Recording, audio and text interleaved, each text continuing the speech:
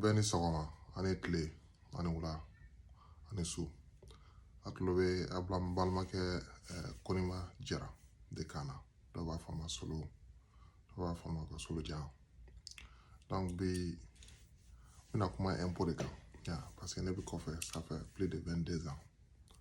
Donc pays fausseté k'a développé don ni impôt sara tɛ yen. Donc an bɛ a fɔ Mali kura n'an t'an ka impôt sara la nouvelle génération ni impôt tɛ sara dɔrɔn o kura ko tɛ taa ɲɛ. Donc an ka an janto o la kosɛbɛ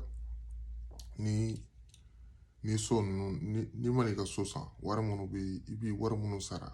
a musaka ninnu na o ni fɛn ninnu o de bɛ barika di i ka gouvernement ma. Hali mana an ka ɲamanton ninnu lajɛ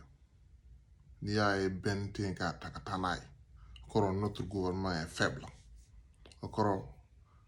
n'a fɔra ko gouvernement est faible ça veut dire jamanadenw tɛ k'u ka hakɛ sara. Ni jamanadenw y'u ka hakɛ sara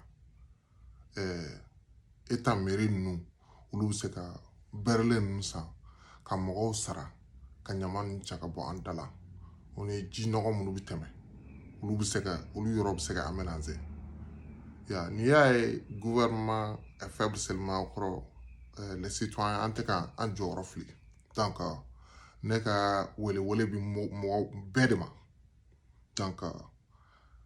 Amérique sigilen don o système kan o de la u bɛ dugu caman ɲɛ indien dugu y'a système appliqué u bɛ ka yɛlɛ ni san cɛ o kelen de bɛ Chine o kelen de i taara yɔrɔ impôt sara ni fɛn o de bɛ dugu taa ɲɛ. Donc an ka fɔlɔ kumakɔrɔ dɔw bɛ yen ko tiɲɛkɔrɔw tɛ quoi. Donc an bɛ se k'a fɔ an fa n'an mɔkɛ ninnu u caman bɛ u kun boli impôt ninnu ɲɛ. Donc hali u kun tɛ tiɲɛ fɔ bagan hakɛ minnu b'u bolo den hakɛ minnu bɛ yen. Donc o système donc o ye ban yɛrɛla de ye. Donc an k'o de faamuya. Donc on a au 21e siècle pour que an ka pays ka taa ɲɛ pour compétir contre les autres pays parce que n'i bɛ k'i ka jamana dilan n'o olu système ninnu ni m'olu bila en place ko bɛɛ de ka sensibiliser k'i ka impôt sara a nafa ka bon kosɛbɛ. An ka sira ninnu école wo a bɛɛ donc an n'an ye faransɛw gɛn sisan an ka gouvernement tɛ se ka juru ta dɛ a tɛ se ka mun sara. Donc an de bɛ gouvernement sponsoriser. Le gouvernement c'est les citoyens c'est la population. Donc bɛɛ k'i jɔ i jɔyɔrɔ la. Ni sɔngɔ sara ou bien ni i bɛ sɔrɔ kɛ cogo min i kan ka mun sara ou bien ni butigi b'u bolo i kan ka mun sara i mana feere kɛ i kan ka mun sara o dɔrɔmɛ kelen an bɛ jɔ o la a kana jɔ o la dɛ o de bɛ fanga di gouvernement ma. N'an mana o kɛ walahi san 10 san 20 Mali bɛ yɛlɛ ni Afrique dugu bɛɛ ni san cɛ. Donc o système caman bɛ yen donc an bɛ ka ban o de ma ban yɛrɛla don quoi an bɛ ka ban an yɛrɛ de ka avancement ma n'a banna k'o fɛngɛ. Donc u kun bɛ fɛ ko o de fara impôt système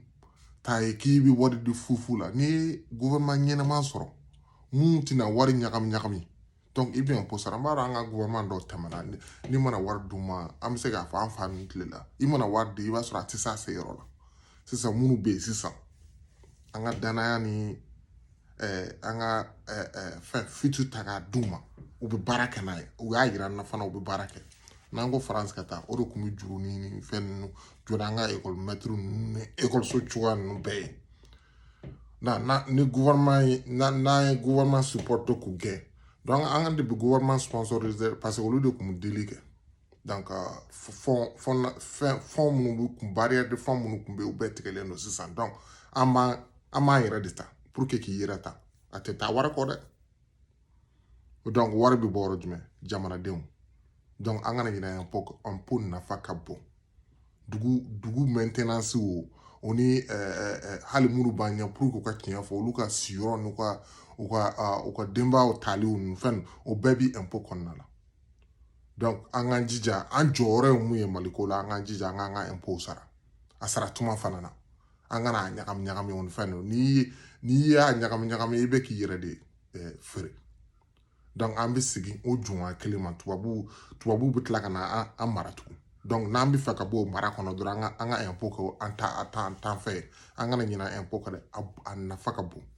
i tɛ mɔgɔ si aventure la k'a bɛ sɔrɔ kɛ ko a tɛ impôt sara o dugu ye dugu wɛrɛ an bɛ yan ne bɛ yan san 22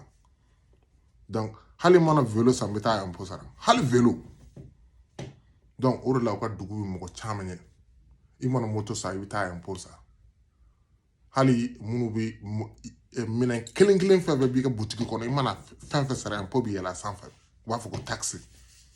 donc o de b'u ka siraw dilan i ɲɛ bɛ meuble belebele fɛn fɛn la jinɛmɔriya tɛ a bɛɛ bɛ bɔ fasodenw de kun a dɔw bɛ yen yɛrɛ n'i y'a tricher ni état y'i minɛ i bɛ kaso kɛ donc impôt ti fɛn ye k'a fɔ ko i m'a faamuya i b'i dogo n'i y'i dogo dɔrɔn i y'i dogo i yɛrɛ la donc an tɛ se k'an dogo an yɛrɛ la bilen donc an de ko k'an bɛna an yɛrɛ ta donc n'an ko an bɛna an yɛrɛ ta donc il faut que fo baki bolo dɔ i kun n ye kunna sini n ye gouvernement ka fɛn dɔ lajɛ papier dɔ ye k'u bɛ fɛ mɔgɔw ka donation u y'u ka banque information ninnu bila n ye maliyɛnden dɔw olu mɔgɔ kelen ninnu de tun bɛ sira kan k'a fɔ ko Asimi o ni Cogoli Mayiga n'a fɔra ko olu banna ka dɔrɔmɛ kelen di n'a fɔra ɲama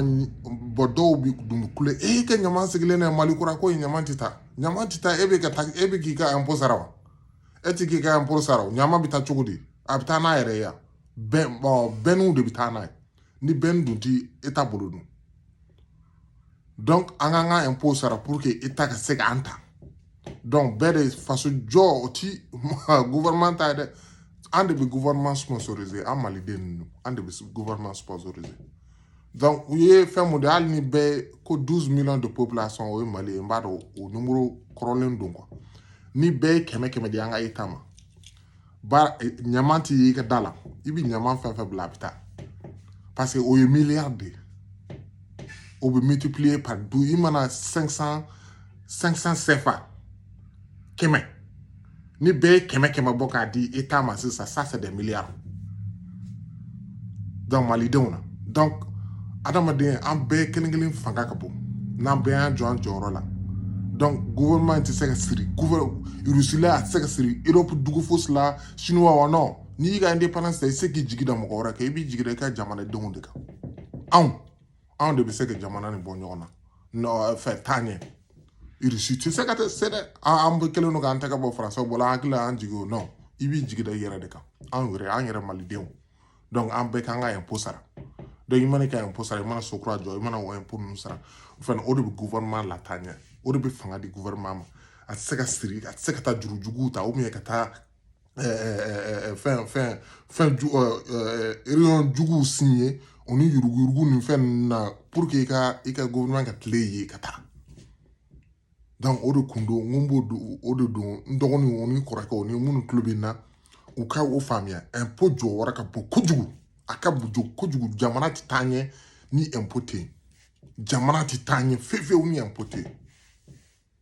o de kun don k'a fɔ n dɔgɔnin ni n kɔrɔkɛ ni n ba ni n fa o ye donc an k'o jɔyɔrɔ an kana a fɛn ka nɛmɛ a jɔyɔrɔ ka bon